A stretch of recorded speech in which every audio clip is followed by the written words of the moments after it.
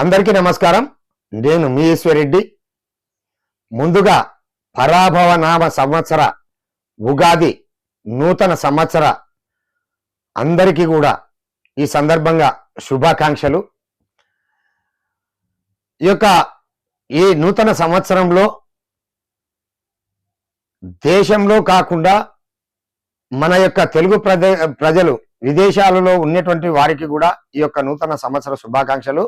అంతేకాకుండా మన దేశం కాకుండా ప్రపంచ దేశాలు కూడా శాంతియుతంగా ఉండాలని మా PM9 న్యూస్ తరఫున కోరుకుంటా ఉన్నాం. ఇక వివరాల్లోకి వెళ్తే, ఈ యొక్క ఏదైతే ఓరుకల్లు మండలం కాల్వబుగ్గ పుణ్యక్షేత్రమైనటువంటి శైవక్షేత్రం ఉందో, ఆ శైవక్షేత్రంలో ప్రధానంగా హైవే దగ్గర ఉంటుంది, హైవేని ఆనుకొని ఉంటుంది. ఈ శైవక్షేత్రంలో ఈ యొక్క ఒక చరిత్ర నేపథ్యం గల దేవాలయం, అలాంటి దేవాలయంలో ఇన్కమ్ కూడా వచ్చేటువంటి దేవాలయం.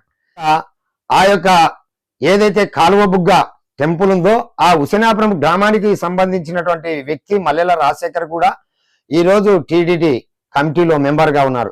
అత్యంత దురదృష్టకరం ఏంటంటే, ఈ యొక్క దేవాలయంలో ప్రతి ఒక్కసారి కూడా దొంగతనాలు జరగడం, ఎవరిపైన యాక్షన్ తీసుకోకపోవడం, తూతూ మంత్రంగా ఎంక్వైరీ పేరు మీద అధికారులు ఈ యొక్క స్పీడ్గా వచ్చిపోతూ అది ఏదో చేస్తాం, ఏదో చెంతాం, వారిని ఈ యొక్క ముద్దాయిలుగా చేస్తాం, వీరిని చేస్తామని ఆర్భాటం తప్ప అక్కడ చేసింది శూన్యమని చెప్పుకోక తప్పదు.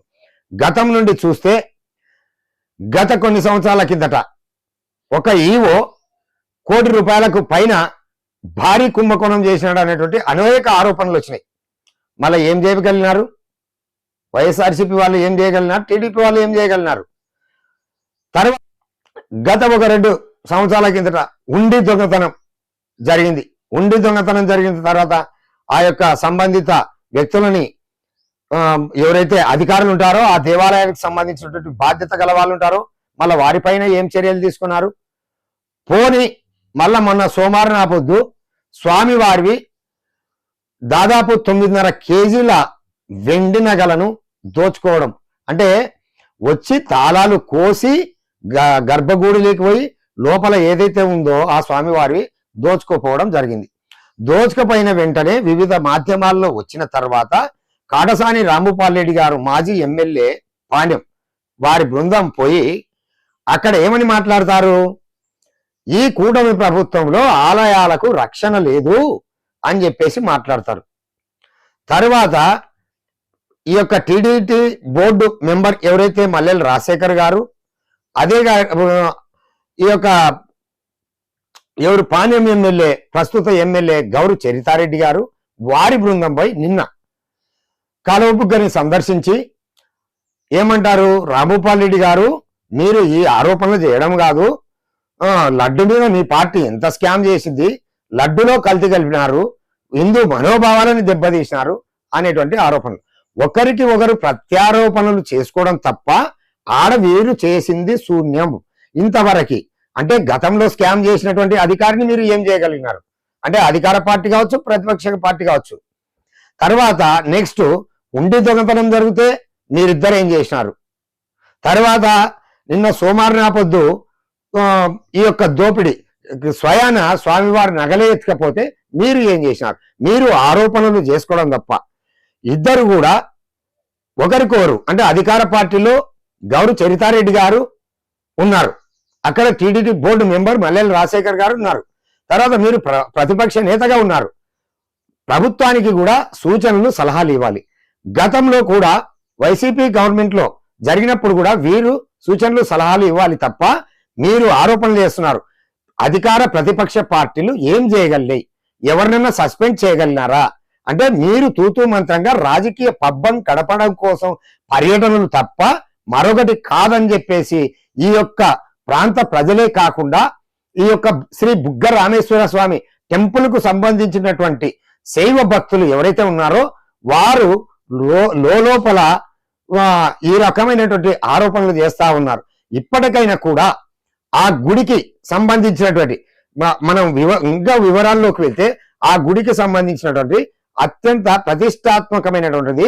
తర్వాత ఈ యొక్క హిందూ ధార్మిక సంస్థల పైన కానీ, క్రిస్టియన్ సంస్థల పైన కానీ, ముస్లిం సంస్థల పైన కానీ దాడులు జరిగితే ఇది మతానికి సంబంధించినటువంటి సమస్య అవుతుంది కదా.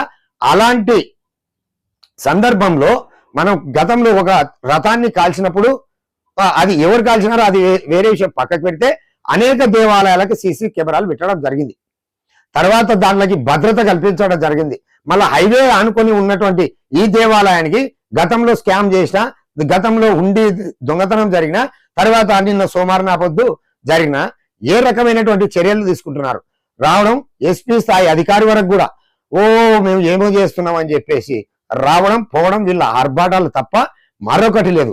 ఇప్పటికైనా కూడా అధికార ప్రతిపక్ష నేతలు ఇద్దరు కూడా ఒక ఆలోచన చేసి ఆ యొక్క శైవక్షేత్రమైనటువంటి శ్రీ బుగ్గ రామేశ్వర స్వామి దేవాలయానికి ఖచ్చితమైన భద్రత ఎలా కల్పించాలి, తర్వాత ఈ యొక్క దొంగతనం జరిగింది వాళ్ళని సంబంధిత అధికారులని కనీసం మీరు సస్పెండ్ చేసి తర్వాత కోర్టు ప్రాసిక్యూషన్ లో ఏం జరుగుతుందో అది సెకండరీ.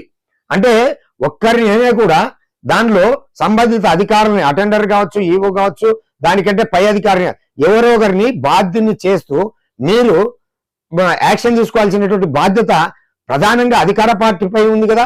ప్రధానంగా టీడీటీ కమిటీ బోర్డు మెంబర్ మల్లెల రాజశేఖర్ గారు, అదే స్వయాన వాళ్ళ గ్రామం, ఆ గ్రామంలో జరిగినప్పుడే భద్రత లేనప్పుడు మళ్ళీ వేరే దేవాలయాలకు ఎలాంటి భద్రత మీరు కల్పించబోతారని చెప్పేసి ఈ యొక్క ప్రజలు అనుకుంటా ఉన్నారు. కాబట్టి ఇప్పటికైనా కూడా అధికార ప్రతిపక్ష పార్టీలు ఇలాంటి దేవాలయాలకి భద్రత కల్పించి దానికి సీసీ కెమెరాలు కావచ్చు, ఏ రకమైనటువంటి భద్రత ఇలాంటి పునరావృతం కాకుండా చూసుకోవాల్సినటువంటి బాధ్యత అధికార ప్రతిపక్ష పార్టీల పైన ఉంది. అంతేకాకుండా శైవ భక్తుల మీద కూడా, ఆ శివుణ్ణి కొలిచేటువంటి ఆ దేవదేవుని కొలిచేటువంటి భక్తుల మీద కూడా ఉందని చెప్పేసి తెలియజేస్తూ చూస్తూనే ఉండండి PM9 న్యూస్.